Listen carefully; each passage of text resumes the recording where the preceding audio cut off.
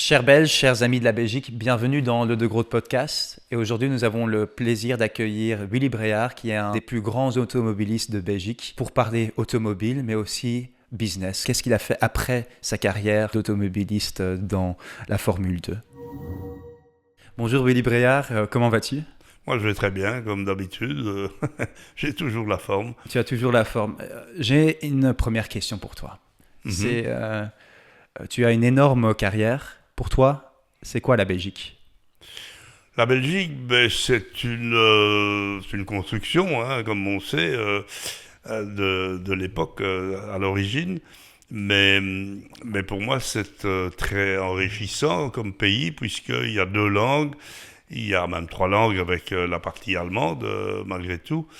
Et je crois que c'est extrêmement enrichissant parce qu'on est obligé souvent de parler les deux langues. De ce fait-là, on est beaucoup plus ouvert et beaucoup plus de facilité à apprendre l'anglais, par exemple, en plus. Et au niveau des affaires, naturellement, c'est fort important et ça permet à les Belges d'être dans des postes très importants grâce à cette ouverture et à ce trilinguisme. Donc toi, tu dirais qu'être belge, c'est être ouvert? Ben oui, parce que bon, c'est un petit pays, donc si on se referme, on va pas très loin. Et quand on voit les Français toujours qui sont étonnés de voir les Belges qui sont ouverts, qui sont accueillants, hein, qui sont sympas, qui sont souriants, à Paris, ils tirent tous la gueule, quoi. Hein, donc c'est vraiment très différent, quoi. Et pour toi, est-ce que c'est une fierté d'être belge? Oh, parce que c'est un petit pays avec beaucoup de performances sportives. On peut être très fier de voir tout ce qui est au niveau mondial. Des Belges sont parmi les premiers bien souvent. Donc il y a cette fierté naturellement au niveau du sport. Et puis au niveau de la politique, bon, notre ami Bart De Wever avec sa résistance vis-à-vis de toute l'Europe, hein, pour débloquer les fonds russes. Chapeau, parce que je crois que si c'était Charles Michel qui avait été là, il aurait cédé, quoi. Okay. Hein, et je pense que c'est bien pour la Belgique, parce que le risque était beaucoup trop grand, et il a su vendre cette idée qu'il fallait oublier de prendre tous ces avoirs russes qui ne nous appartiennent pas. Hein. Il faut être quand même raisonnable et réaliste. Alors, tu as eu une énorme carrière, et on est aussi très content de pouvoir montrer le livre que Willy Bréard a coécrit, justement, qui s'appelle Même pas peur, une vie, la course en tête. C'est pas moi qui ai trouvé le titre, hein. C'est un ami journaliste qui a dit, avec tout ce que tu as vécu dans ta carrière automobile, Même pas peur est le bon titre. Même pas peur. Et c'est vrai que ce soit en voiture, en vélo ou dans le business, j'ai toujours été précurseur, où j'ai toujours essayé d'être le premier. Par exemple, en vélo, il y a Strava, hein, que vous connaissez sans doute. Et j'essaye d'avoir les meilleurs temps dans toutes les courses du Brabant wallon et du Brabant flamand. Strava, l'application... Pour les plus de 70 ans. Willy, donc, avec toute ton expérience, on va parler de ton expérience aussi dans cet épisode, mais j'ai envie de te ramener quand tu étais jeune. Qu'est-ce que tu dirais de ce Willy qui est maintenant, avec toute cette expérience d'automobile, l'entrepreneuriat, faire en sorte... Enfin, tu as connu des personnes en Belgique qui étaient énormes, Eddy Merckx par exemple. Qu'est-ce que tu dirais à ce petit Willy aujourd'hui? Oh, qu'est-ce que je dirais? Que finalement, ses rêves sont devenus réalité. Parce que je me souviens, j'habitais à Forêt, près de Forêt Nationale, et l'équipe nationale belge de football s'entraînait à Forêt sur le terrain de la Forestoise, donc tout près de chez moi. Et j'allais à la sortie des vestiaires pour avoir toutes les autographes. Et j'avais par exemple un livre des sports, et dans lequel il y avait l'équipe belge avec toutes les signatures de tous les joueurs de l'équipe belge. Bon, c'était une fierté pour moi. Et quelques années après, je côtoyais tous ceux-ci, que ce soit Paul Van Imst, le plus grand footballeur belge, Jackie X, Eddy Merckx sont devenus des amis. Donc le petit Willy, il a fait son chemin, quoi. Le petit Willy connaissait Eddy Merckx? Pas du tout, pas du tout. Non? Non, c'est parce que, bon, je l'ai connu un petit peu parce que j'ai travaillé pour la RTB, je faisais les commentaires des Grands Prix, et ils avaient une équipe de foot.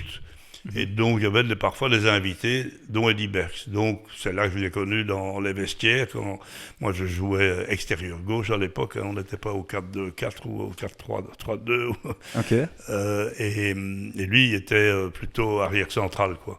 Mais bon, on s'est connus comme ça. Tu as joué au foot avec lui? Ouais, exactement. C'est un petit monde à Belgique. Un jour, il m'a invité à jouer un match avec les vétérans d'Anderlecht, donc tous les grands joueurs que j'avais admirés, puisque gamin, j'allais au foot voir les matchs de l'Union et d'Anderlecht.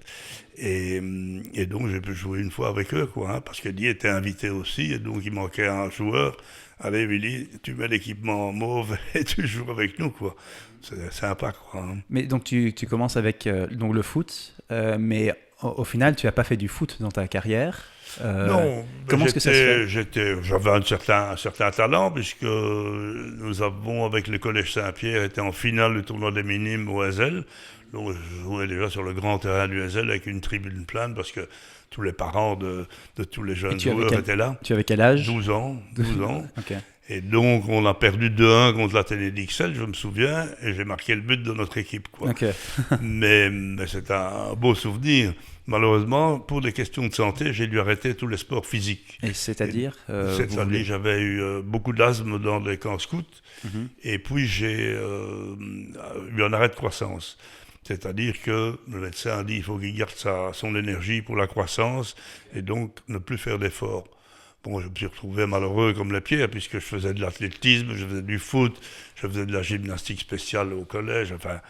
Et donc, c'est là que l'esprit de compétition est revenu sur le vélomoteur de mon frère, que je piquais. Le vélomoteur? Le vélomoteur, oui. Je reviens avec l'âge, mais parce que je trouve ça intéressant de savoir... donc, tu reçois cette nouvelle que tu ne peux pas continuer avec le sport physique. Et c'est quand que tu dis, j'ai envie de faire le sport mécanique? C'est-à-dire que quand... pour rouler en vélomoteur, il fallait avoir 16 ans. Ok. Mais j'avais 14 ans et je piquais le vélomoteur de mon frère pour aller servir la messe, parce qu'on devait aller 2 fois par semaine à la messe au Collège Saint-Pierre, soit dans sa paroisse, soit au collège. Donc j'allais servir la messe, et donc l'esprit de compétition... Pour être le premier à arriver à la messe, voilà. Non, mais bon, il y avait cet esprit de compétition qui revenait, donc j'ai dit, je ne ferai pas de la moto, mais je ferai de la voiture. Et c'est comme ça que j'ai dévié, tout en pratiquant encore les sports. Après, j'ai pu rejouer au foot, j'ai pu dans des équipes corporatives, etc. Mais le sport mécanique est devenu mon sport de prédilection, quoi. Et la première voiture que tu as conduite, c'était à quel âge? Alors là, c'était naturellement pas évident, parce que mes parents n'étaient pas fortunés. Et donc, moi, j'ai commencé à travailler chez Fina, donc le pétrolier, qui a été racheté par Total depuis lors. Et, quand tu dis travailler, tu faisais quoi exactement? Délégué commercial. Okay. J'étais délégué commercial. J'ai pas fini mes études. Hein. J'ai arrêté en 3e moderne. Enfin, je me suis fait remballer du collège. Nuance. Attends, vous n'avez pas terminé vos humanités, c'est ça? Non. Parce que... Et pourtant, vous êtes devenu l'homme, je veux dire, le top gars des années 70 de la Formule 1, quoi. Formule 2, pardon. Oui. Non, disons que l'évolution d'une carrière, c'est naturellement d'abord débuter sans moyens. Donc j'ai pu acheter une première voiture qui était la Formule V. Formule V, donc ça c'est... Monoplace à moteur Volkswagen. Okay. Et ce qui m'intéressait, c'est que tout le monde avait le même moteur, avait le même châssis, enfin c'est des marques différentes, mais des châssis très proches. Et donc c'était le talent qui faisait la différence. Donc tout le monde était égal dans ce égal, sens. pour moi, oui.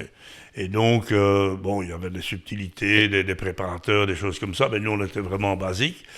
Et dès la première course, je faisais le meilleur temps avec une grosse avance sur les suivants. C'était encore tout le temps, donc quand tu disais ta phase de croissance, ton médecin a dit tu dois arrêter de faire le sport.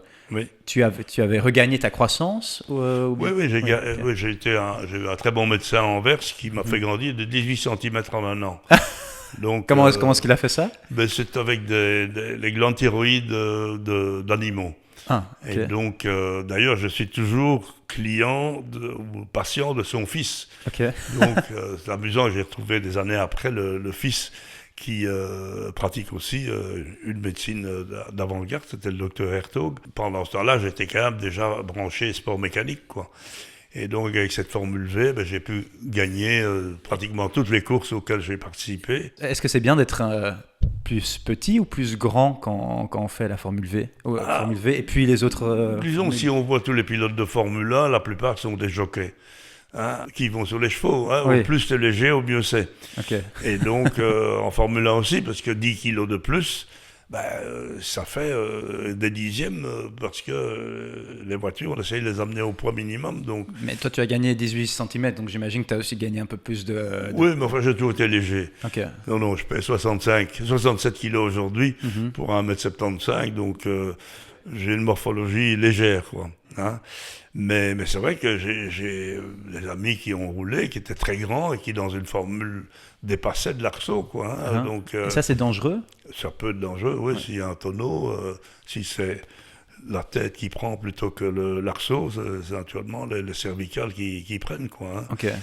Après un an de course où j'avais gagné 17 courses sur 18 avec un abandon, j'ai un mécène qui m'a acheté ma deuxième voiture. Et sinon, j'aurais arrêté après un an, j'étais exempt, je n'avais plus un franc. Donc tu avais trouvé un sponsor, quoi? Oui, c'était pas un sponsor, parce qu'il ne voulait pas que sa marque, c'était une marque de café à l'époque, il ne voulait pas qu'elle soit sur la voiture, mais il a payé la deuxième voiture. Et quand ça s'est passé, pour toi, est-ce que c'était un rêve de garçon, ou tu t'es juste dit, ok, je continue ce que je suis en train de faire Oh non, une fois que tu commences et que ça marche bien, tu te dis, on va essayer d'arriver au plus haut, quoi. Oui. Et donc, j'ai accepté tous les volants qu'on me proposait, parce que j'ai roulé pour des écuries anglaises, allemandes.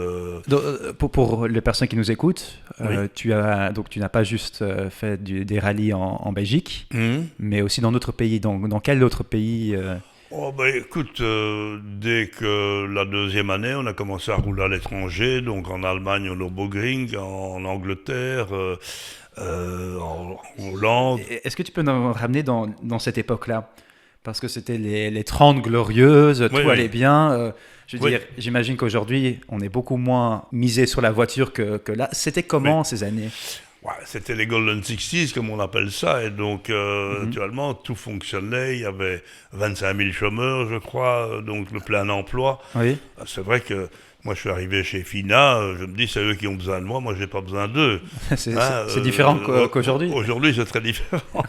Et donc, ça m'a permis quand même d'avoir un métier qui était sympa, qui me rapportait quand même pas mal d'argent, parce qu'on était très bien payé. D'ailleurs, quand je les ai quittés, ils n'ont pas compris, puisque personne ne les quittait, vu qu'ils étaient vraiment liés par des avantages non négligeables, quoi. Mais j'avais d'autres ambitions. Je me dis, dans 10 ans, peut-être pourrais-je être chef de vente. Je veux être mieux avant. Et surtout aussi, avec tous mes copains de l'époque, qui étaient passés à l'UNIF, je dis quand ils vont sortir de l'UNIF, ils vont postuler pour être cadre dans une entreprise. Oui. Et moi, je dois être cadre au moment où ils sortiront de leur université. Et c'est ce qui s'est passé. Parce que tu n'avais même pas terminé tes humanités, quoi. Non. Te voilà déjà beaucoup plus loin que... Disons que j'étais... parce que j'ai un de mes sponsors automobiles, je roulais les 24 heures de Francorchamps pour le team Luigi BMW. Et en quelle année 71, et par là. Dans le temps, je veux dire, si on est là dans ce stade, ce parcours, c'était comment l'ambiance? Est-ce que c'est la même chose qu'aujourd'hui? Disons que la concurrence existait et c'était pas facile, il fallait trouver les sponsors. Moi, on m'a proposé de rouler pour ce team avec les éditions Marabout comme éditeur. Okay. Comme sponsor, pardon, qui était un éditeur qui faisait notamment Bob Moran, qui était très connu par la jeunesse. Et il voulait lancer la vente par correspondance. Et à l'arrivée des 24 heures de Francorchamps, on avait fini 5e, je crois. Mais là, vous êtes en train de mettre business et la voiture en même temps. C'est comme ça votre... C'est lié. Okay. Parce que dans le livre, d'ailleurs, la 4e de couverture, Yves Departs, qui est l'ancien journaliste automobile du soir, parle du kairos. Et le kairos, c'est un terme grec qui veut dire que the right man, the right place, the right moment. C'est-à-dire que j'ai eu 2 opportunités dans ma vie. Celle d'avoir un mécène pour la deuxième voiture de course. Pourquoi? Parce qu'un slalom où j'étais en spectateur, il avait une Lotus Elan et il montait ses roues, il changeait de roue pour mettre des pneus racing. Et « Ah, monsieur, peut-on vous aider ?» et tout, oui. et on l'a aidé à monter ses roues. Et il nous a pris en sympathie, on était plusieurs copains, et finalement, quand je lui ai dit « Ah, moi je veux faire des courses et tout », et je travaillais le samedi, le dimanche et le mercredi soir dans une station-service pour gagner des pourboires. Oui. Et donc, il est venu voir. J'étais à Uccle et à Anderlecht. Je travaillais une fois dans l'une station et dans l'autre. Et il a vu que j'en voulais vraiment, parce que des gars qui disent « Ouais, je vais travailler pour... » Je le faisais vraiment, quoi. Je travaillais en semaine, le mercredi soir, le samedi de 7h du matin à 10h du soir, et le dimanche aussi. Tu faisais vraiment tout pour pouvoir financer... Pour financer ma première voiture. Okay. Et donc, grâce à ça, il m'a payé ma deuxième voiture, et puis j'ai fait 12 ans de carrière sans bourse déliée, avec des voitures qu'on me proposait. Okay. Et là, avec Marabout, même chose, je suis chez Fina, tranquille. Fina, c'est pétrolier, l'ancêtre de Total, quoi. C'est une grosse entreprise internationale. Fina était partout dans le monde. Donc tu travaillais là-bas et on est venu te parler. Et donc, il me propose de devenir cadre dans l'édition. Okay. Je ne connais rien à l'édition. Donc, c'est un challenge. Mais bon, c'était de devenir directeur d'un département, quoi. Et donc, je lui ai dit, écoutez, moi, je n'y connais rien dans ce domaine, donc comment est-ce que je pourrais...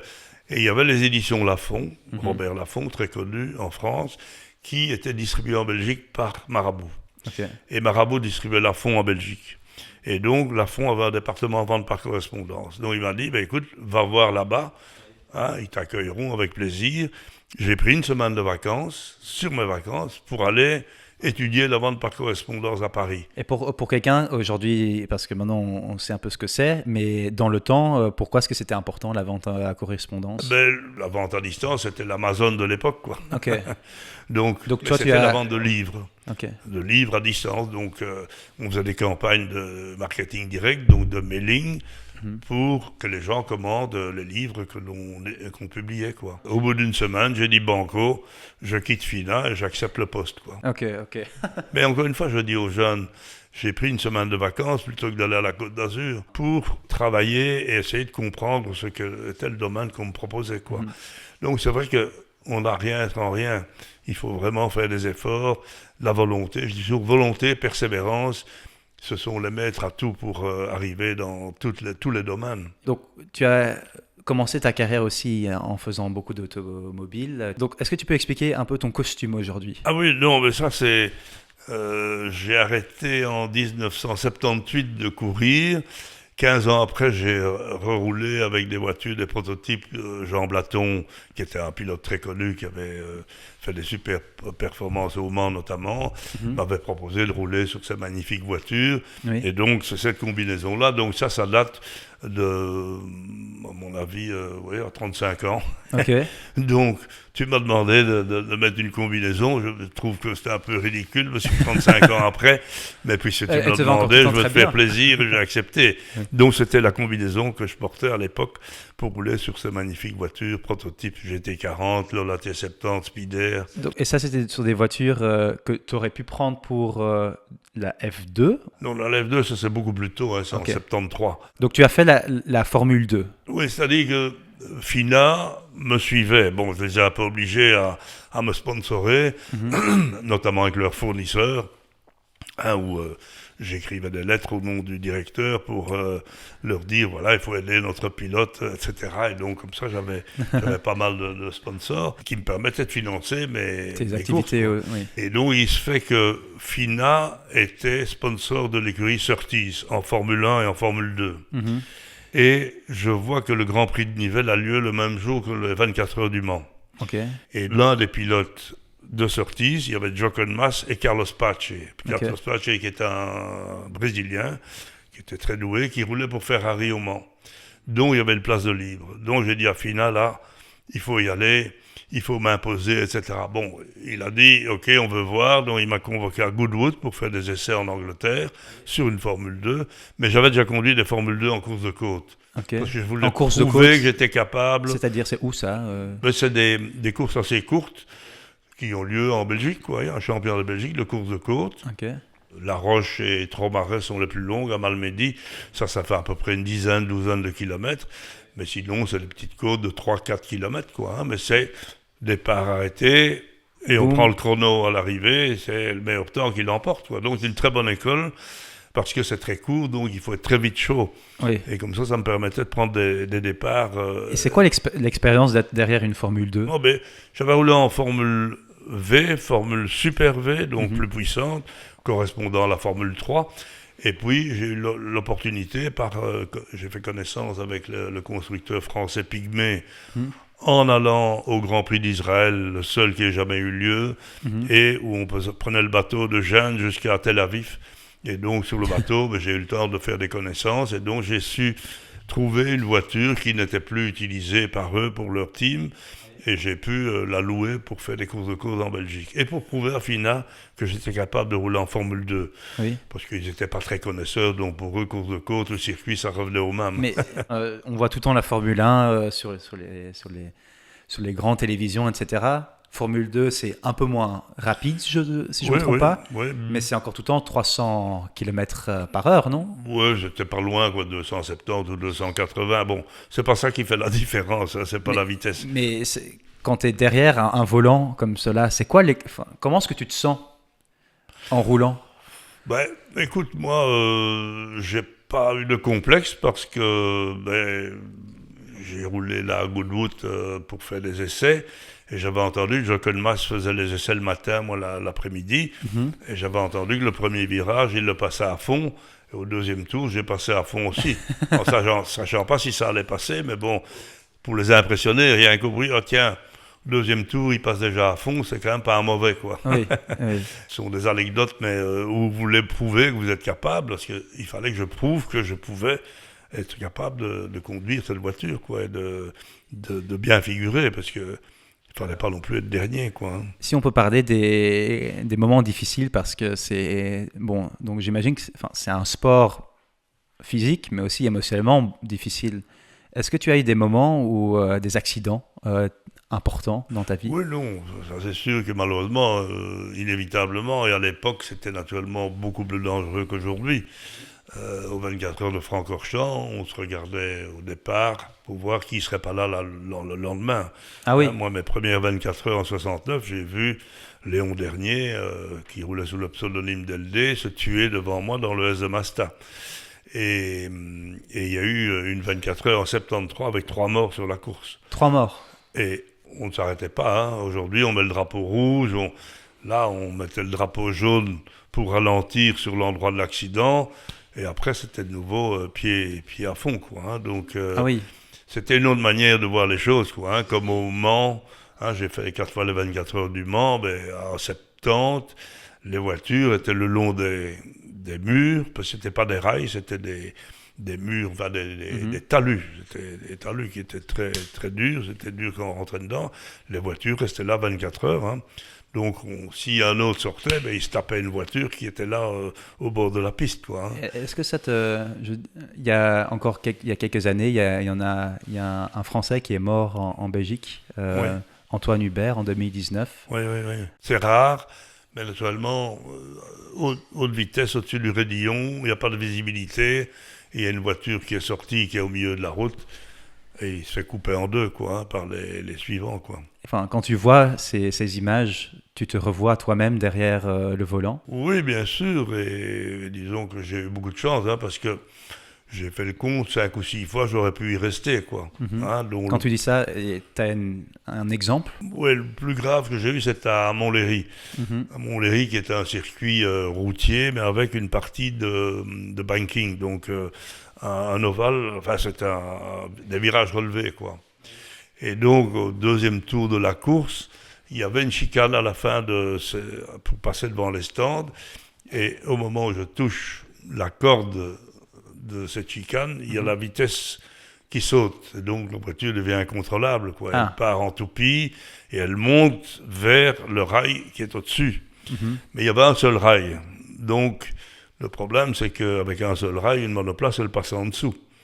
Et donc, je suis arrivé à passer en dessous, mais à pivoter et de ne pas passer jusqu'à l'arceau, où là j'aurais été décapité. Parce qu'on était quand même à 160 ou 170 à l'heure, quoi. Heureusement, la voiture, la roue avant touché un poteau qui soutenait le rail est passée en dessous du rail et a tapé le deuxième poteau de flanc, mais le volant et le tableau de bord étaient arrachés et l'arceau s'arrêtait là, quoi. Donc c'est quoi, 5-10 cm De ma tête, quoi, ouais. Mais s'il n'y a pas eu le poteau, je serais passé tout droit en dessous et j'aurais été décapité, quoi. Donc, mais bon, là, l'esprit aussi, à l'époque, mon frère, après, me dit... parce qu'en plus, j'étais bloqué, le châssis était plié sur ma hanche, le réservoir était éventré, donc l'essence pissait, le carburateur arraché, donc l'essence pissait sur l'échappement. Oui. Ça aurait pu prendre feu, mais j'étais bloqué dans la voiture. Oh. Et donc, je ne bougeais plus. Je me suis dit, calme, il faut que... Alors, je me suis extirpé de la voiture. À un moment, les personnes sont venues, ils ont arrêté la course. Non, rien du tout, non, la voiture continue à passer. Oui. Oui. Et de nos jours, ça a changé. Maintenant, on arrête. Oui. De suite, full course yellow, on roule au ralenti, ou bien on arrête la course pour dégager les débris. Et puis on reprend la course. Mais juste pour terminer avec mon frère qui me dit attention à l'avenir, etc. J'ai dit la semaine prochaine, il y a les 1000 km de Paris où je devais rouler en Porsche. Je serai le plus rapide dans ce virage parce que ça ne m'arrivera plus. Non. C'est pour donner l'esprit qui me guidait, quoi. Donc, je n'avais pas conscience du danger. Enfin, je savais que j'étais passé près, mais ça ne m'arrivera pas 2 fois. Mais aujourd'hui, tu regardes à ce moment-là avec une vision presque on va dire positive, parce que tu pourrais regarder cet épisode-là et te dire, j'étais presque décapité, quoi. Ah oui. Oui, non, mais j'ai eu beaucoup de chance plusieurs fois, quoi. Au Mans, j'ai eu le pare-brise qui a éclaté en 1000 morceaux à la sortie d'un S de nuit à 215 à l'heure. Comment j'ai rien touché, parce que je ne voyais plus rien, quoi. Ah oui. Bon, tout ça sont des choses, naturellement, que j'ai vécues et qui sont bien passées, quoi. Donc, j'ai une bonne étoile, j'ai un bon ange gardien. Et aujourd'hui encore, il est toujours là, quoi. Et tu as fait combien d'années l'automobile, enfin la formule disons que j'ai fait 12 ans, et puis encore 3 ans quand j'ai repris 15 ans après, sur des voitures d'époque. C'était des courses historiques. Donc au total, ça fait 15 ans, quoi. Et aux jeunes Belges qui se mettent à la formule ou bien au karting, je sais qu'il y en a un jeune qui s'appelle Kai Rilarts, qui a beaucoup de talent. Il faisait beaucoup de karting. Je pense qu'il a dans la 19 ou 20 ans aujourd'hui. Tu donnerais quoi comme... C'est trop vieux. Trop vieux. tu donnerais quoi comme conseil pour lui pour rentrer dans la formule? Écoute, il faut des moyens. Aujourd'hui, ça coûte très cher. Une saison de Formule 2, ça coûte 2 millions d'euros. Donc, il faut déjà des sponsors solides ou des mécènes ou des parents. Beaucoup des pilotes qui roulent en Formule 3, Formule 2 sont financés par leurs parents. Donc, ce sont des gens fortunés.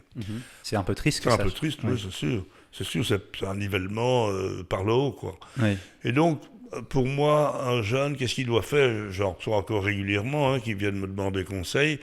C'est d'aller sur les circuits, de faire connaissance avec des gens, de s'introduire dans le milieu et de faire tout ce qu'il est possible pour montrer ses capacités, sa volonté. Parce que bon, on dit je veux courir, mais on va en boîte de nuit le jeudi soir, le samedi soir. Oui, c'est pas, ça il faut pas faire. On peut s'amuser de temps en temps, mais disons que comme moi j'ai fait, j'ai pas du tout été dans les boîtes de nuit pendant que je travaillais les week-ends, quoi. Donc je me suis peut-être rattrapé après. Mais bon. Tu as arrêté donc 12 ans après. Pourquoi est-ce que tu as arrêté? Parce que je me suis marié, que ma première fille est née en 78. Et donc, à l'époque, on roulait encore sur le grand circuit de Francorchamps qui était très dangereux. Et j'ai eu, aux dernières 24 heures que j'ai fait en 78 sur le grand circuit, un pneu qui a éclaté dans le Stavelot à 10 minutes de la fin de la course. Ah oui. Et avec un peu de malchance, j'ai touché naturellement le rail, et puis la roue arrière donc c'est a encore explosé. Presque la mort, quoi. Et j'ai un ami qui s'appelle Raymond Matet, qui a eu la même chose au Combe, un autre virage, qui est passé au-dessus du rail, la voiture a pris feu, il est mort carbonisé. Donc ça aurait pu m'arriver aussi, et donc là je me suis dit, j'ai pas mis un enfant au monde, enfin, ou j'ai pas une fille pour qu'elle soit orpheline, quoi. Et comme c'était pas mon métier, je travaillais parallèlement à la course, ben, j'ai décidé d'arrêter sans que ça me coûte, parce que j'avais fait le plein de sensations, j'avais roulé 12 ans sur beaucoup de voitures, 266 départs, donc c'est quand même beaucoup de courses, et donc j'ai décidé tout simplement d'arrêter, et Non. j'ai jamais revenu en arrière en disant oh, j'aurais dû continuer. Alors, beaucoup ils m'ont dit mais enfin tu es encore au top, tu peux encore rouler. Ben non, c'était fini et ça m'a pas manqué. Mais 15 ans après, quand on m'a proposé de rouler dans une voiture historique pour des courses qui étaient quand même moins ardues, c'est-à-dire qu'on ne me demandait pas dans les derniers dixièmes de la voiture, puisque c'était des courses d'endurance, des courses de 24 heures, de 12 heures, avec des vieilles voitures. Donc c'était un autre contexte, quoi. Et après, tu es devenu un grand entrepreneur belge. En grand entrepreneur, on peut pas dire ça, mais disons que j'ai été précurseur parce que j'ai créé, parce que j'étais dans la vente par correspondance où on a besoin d'adresses. Et sur le marché belge, il y avait peu de fichiers disponibles en dehors des vendeurs par correspondance qui s'échangeaient les adresses entre non-concurrents. Hein. Oui, Bien que j'ai quand même concurrent entre guillemets. Oui. Oui, non, parce que, anecdote, je raconte après. Et donc, j'ai créé la première société de courtage d'adresses en Belgique. Ça n'existait pas. De fichiers de comportement à l'adresse privée. Si on veut, mes anciens collègues sont devenus clients et fournisseurs. Ils disent, ah, tu t'occupes de ça, ben tiens, prends mon fichier en exclusivité. Oui. Comme ça, j'ai un seul interlocuteur plutôt que de telle société qui demande, telle autre. Moi, tu dis oui ou tu dis non si c'est concurrent ou pas concurrent. Ça, tu as fait pendant combien d'années ? Oh là, la société existe toujours, puisque ma fille continue. Donc, j'ai créé ça en 80. 2 ans après avoir arrêté les courses. Aujourd'hui, elle existe toujours, elle continue dans le domaine, naturellement. Mais toi, c'est quand que tu l'as relégué à ta fille C'est-à-dire que ma fille a fait des études universitaires dans la communication et les relations publiques à Louvain. Et elle était engagée dans une agence de publicité. J'ai dit très bien, apprends un peu tout là-bas. Et puis, j'ai une de mes employées qui me quitte. Et je dis, bon, engager quelqu'un pour dire 2-3 ans après, merci beaucoup, ma fille va prendre d'autres places. Oui, j'ai dit, bon, ben viens tout de suite. Et elle a commencé, et elle a très bien fait, très bien travaillé. Et donc, il y a une dizaine d'années, je lui ai donné totalement les clés de la société, quoi, parce que j'avais mon âge et elle était tout à fait à même de poursuivre, je crois. Hein. Ah, okay. Mais quand je disais qu'entre sociétés concurrentes, on n'échangeait pas les adresses, un jour, j'ai le patron de 3 Suisses et le patron de Neckermann qui chacun dit « Ah, moi j'ai 2/3 de tes adresses et toi... » Enfin, il disait qu'il y avait une partie de la clientèle qui était équivalente. Mais je dis « Écoutez, faisons un test. » Alors on a pris leurs fichiers sur Wavre et sur Louvain. Comme ça, on avait francophone, néerlandophone. On a fait une déduplication, donc on regarde les adresses qui étaient équivalentes. Et finalement, il y avait 2/3, 1/3. Et donc, j'ai pu faire un échange entre des concurrents pour voir quelle pénétration ils avaient l'un par rapport à l'autre sur des marchés équivalents, puisqu'ils avaient les mêmes produits, quoi, hein, des catalogues de produits 3 Suisses et Neckermann à l'époque, quoi. On t'a aussi demandé de venir avec un objet qui a de la valeur pour toi. Est-ce que tu veux bien prendre l'objet et nous expliquer pourquoi est-ce que ça a tellement de valeur ? C'est une coupe qui est celle de champion d'Europe de Formule V en 71, je crois. Bon, c'est un bon souvenir, surtout que le jeudi... Donc la dernière course était à Truxton en Angleterre, où j'ai fini 2e. J'aurais pu gagner la course parce que au passage des voitures, tu as chaque fois un panneau qui te donne le nombre de tours qui restent. Et donc, le problème, c'est que le panneau, il le changeait au passage des premiers. Donc, quand j'ai vu un tour, je dis, bon, il reste un tour, et puis après, c'est le dernier. Et en fait, ils l'ont retiré, et c'était le dernier tour. Ah non. Donc, moi, j'étais dans le sillage, je me bagarrais avec un Finlandais, et j'attendais le dernier tour pour le passer, puisqu'on avait fait toute la course à se dépasser, de repasser. Donc, j'ai fini 2e, mais j'étais quand même champion d'Europe. Wow. Et donc le petit Belge était champion d'Europe. Ouais. Mais l'aventure, c'est que le jeudi, on faisait des essais à Zolder, et j'ai eu ma pédale de frein qui a cassé. C'est-à-dire que c'était des voitures artisanales, hein, donc à l'épingle, à Zolder, où on freine fort.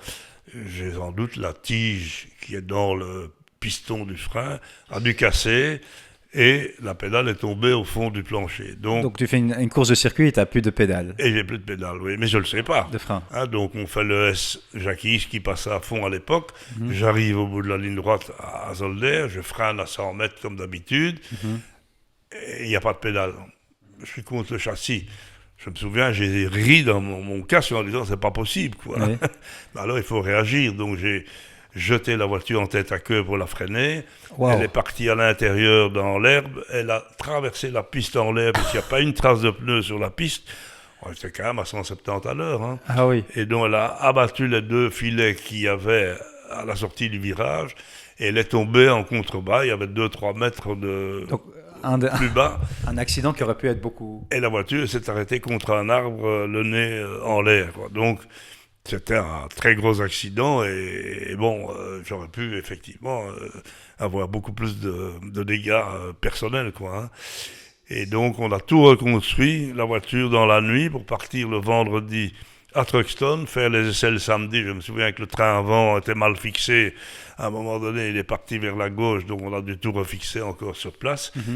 Et le dimanche, je finis 2e de la course, alors qu'il y avait quand même beaucoup d'Européens. Il y avait des grands pilotes hein, qui ont roulé pour des Helmut Koenig, qui s'est tué en Formule 1 à Watkins Glen. Il y avait Manfred Schurti, qui était pilote d'usine Porsche. Enfin bon, donc il y avait quand même de la concurrence. Et après tout ce qu'on avait connu le jeudi, c'était une belle victoire, quoi. Et dans les formules, donc il y a la Formule 3, Formule 2, Formule 1.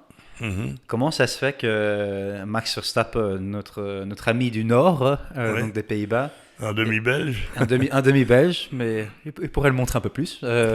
Comment est-ce que ça se fait qu'il est allé de la Formule 3 directement vers la Formule 1? Ben parce qu'il était dans le giron Red Bull. Red Bull va chercher des pilotes, ils sont tout le temps en prospection de trouver des pépites. Mais bon, manifestement, c'était une pépite. Et à l'époque, il n'y avait pas les points FIA. C'est-à-dire qu'aujourd'hui, il faut avoir, je ne sais plus combien, 220 points FIA pour pouvoir avoir accès à la Formule 1. C'est pas pour ça que vous allez rouler. Il y en a pas mal qui ont ces points, mais qui n'ont pas le volant. Hein, ils ne sont pas très nombreux à être disponibles. Et donc... à l'époque, Red Bull avait 2 écuries déjà et a dit bon on va le mettre dans la 2e écurie. Oui. Et très rapidement ils l'ont mis dans la première tellement il avait du talent, quoi. Mais il a pu passer très jeune, je crois qu'il avait 17 ans. Ouais, hein, 17 ans. Parce que il n'y avait pas cette règle de devoir marquer des points. S'il avait dû, comme il roulait en Formule 3, il n'avait pas assez de points certainement comme avec les critères d'aujourd'hui. Oui. Et donc les choses ont évolué. À cause de ça, je pense, ils se sont dit, 17 ans, c'est quand même un peu jeune, est-ce qu'il a la maturité, etc. Oui. Il faut peut-être mettre des règles pour qu'ils prouvent leur capacité, quoi. Oui. Willy, tu es belge et tu es aussi bilingue. Est-ce que tu as une phrase qui te marque en néerlandais que tu voudrais dire à nos téléspectateurs? Ja. Echt, ik vind dat alle scholen, de Franstalige scholen, zouden moeten Nederlands cursussen hebben. Ja, nu is het niet verplicht. En dus voor mij is het een echt probleem voor België. Er zijn veel Franstaligen die hun kinderen in de Nederlandse scholen plaatsen. En die perfect tweetalig zijn, maar het is niet in al de klassen. Dat is spijtig. En dus jij denkt dat die tweetaligheid of Nederlands in Franse scholen belangrijk is?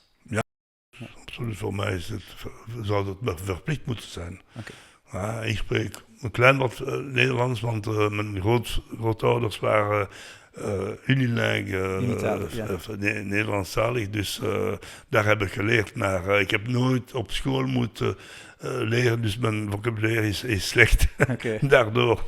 Maar je spreekt heel goed Nederlands, dus... Het is genoeg om business te doen. Dank je, Willy. Dank je wel. Une dernière question. Oui. Dans toute ta vie, pour toi, c'est quoi un petit moment, presque belge, surréaliste, que tu voudrais montrer ou bien dire aux autres téléspectateurs? Simplement, moi, j'ai toujours beaucoup travaillé, donc il faut pas croire que ça tombe tout seul. La volonté, parce que bon, il y a des moments difficiles, hein. Bon, il y a des moments où je partais le vendredi soir en Suède ou au Danemark pour faire des courses. Je roulais toute la nuit, je faisais des essais. J'avais une bonne nuit du samedi au dimanche, je faisais la course. Oui. Je rentrais dans la nuit qui suit et j'étais au boulot le lundi matin, quoi. Bon, si ça s'appelle pas de la volonté et du courage, hein, la persévérance, mais parce que il y a des moments plus durs où les choses vont moins bien, où il n'y a pas vraiment de volant, etc. Je me souviens, en 75, j'avais pas de possibilité l'année suivante. Et je savais que Toyota allait créer un team de voitures. Et donc, j'ai fait des boucles de Spa, un rallye. J'ai fait plusieurs rallyes aussi, hein, j'aimais beaucoup le rallye, mais j'en ai fait moins avec des circuits. Et donc, les boucles de Spa où j'ai reconnu 4 semaines, 4 week-ends, samedi, dimanche. On pouvait à l'époque, maintenant ils font 2 passages et c'est tout pour éviter les perturbations. Mais là, on pouvait s'entraîner comme on voulait. Sur route ouverte, hein, simplement prendre des notes, modifier les notes, corriger, etc. Donc pour toi, c'est ce côté résilience qui est important. Oui, c'est sûr. Et donc, grâce à ça, j'étais en tête du rallye, mais on a perdu 1 minute sur le routier, enfin, les spécialistes comprendront. Et on a fini 2e derrière l'inamovible champion de Belgique de l'époque, Gilbert Sapela, qui roulait pour Force Belgique. Moi, j'étais avec une Porsche. Et grâce à ça, mon nom est apparu dans la presse. Enfin bon, ça a été un peu un souvenir, où on repensait, tiens, Braya, etc. C'est comme ça que Toyota m'a proposé de rouler pour eux et d'être payé notamment, parce que c'était la première fois où j'étais payé pour rouler. Et donc j'ai roulé 2 ans pour eux, puis j'ai roulé 2 ans pour Vauxhall General Motors, et puis pour finir pour BMW, où j'avais déjà roulé auparavant, mais pour l'équipe officielle sponsorée par le Loto. C'était le premier sponsoring du Loto, et je me souviens, avec mon équipier Jean Osval et Pierre Dieudonné, on est allé faire le tirage du premier Loto de Belgique. Donc, premier tirage, c'est nous qui avons poussé sur le bouton. Ah oui. Willy Braillard, à tous nos téléspectateurs, nous avons justement son livre. Oui, qui est disponible, c'est l'édition Maya en France. Il n'y a pas beaucoup de librairies qui l'ont parce qu'ils demandent trop de frais de port, etc. Mais il y a un ami qui a une petite société d'édition, qui s'appelle Lucien Becker, c'est un ancien pilote aussi, Testacoda Édition. Testacoda Édition, vous allez sur son site, vous verrez le livre et vous pouvez le commander par correspondance. Eh bien, merci beaucoup d'être venu et n'ayons pas peur. Voilà. Merci beaucoup, Willy. Voilà.